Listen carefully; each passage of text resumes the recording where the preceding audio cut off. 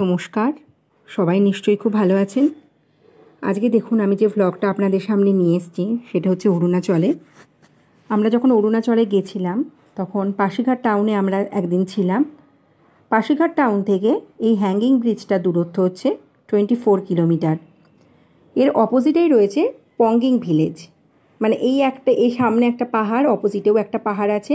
একটা পাহাড়ের থেকে আর একটা পাহাড়ে মানুষজন যাতায়াত করে কিন্তু এই হ্যাঙ্গিং ব্রিজটার মাধ্যমে। নিচে দিয়ে দেখুন একটা নদী বয়ে যাচ্ছে, সেটা হচ্ছে ইয়ামনে রিভার। সেটা সিয়াংয়ে গিয়েই মিশেছে। আমরা জানি অরুণাচলে ব্রহ্মপুত্রেরই আর এক নাম হচ্ছে সিয়াং। তো এই ব্রিজটার নাম পঙ্গিং হ্যাঙ্গিং ব্রিজও বলে কিন্তু অনেকে, যে আপনার নেটে সার্চ করলেও কিন্তু আপনারা পেয়ে যাবেন। তো এরা তো পাহাড়ে মানুষজন যারা থাকে, পাহাড়ে কিন্তু এরা উঠতে এদের কোনো হয়তো অসুবিধা হয় না, কারণ এরা পাহাড়ে ওঠাতে ওস্তাদি হয়।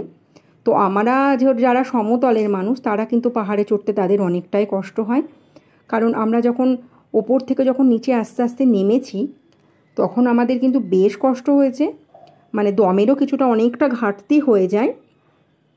তো আস্তে আস্তে আস্তে আস্তে জল ছিল সাথে, ওর জন্যই মানে থেমে থেমে বসে বসে এরকমভাবেই নেমেছি অনেকটা দূরত্ব।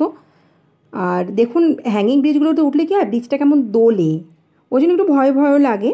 তো দেখুন এর নিচেটা অন্য জায়গায় দেখেছি নিচেগুলোতেও তার দেওয়া থাকে, এটা কিন্তু তার না, পুরো বাঁশ ফাটিয়ে এরকমভাবে দেওয়া হয়েছে, বাঁশের চাটাই করে মনে হয়। এটাকে কি বলে আপনারা অবশ্যই কমেন্টে জানাবেন।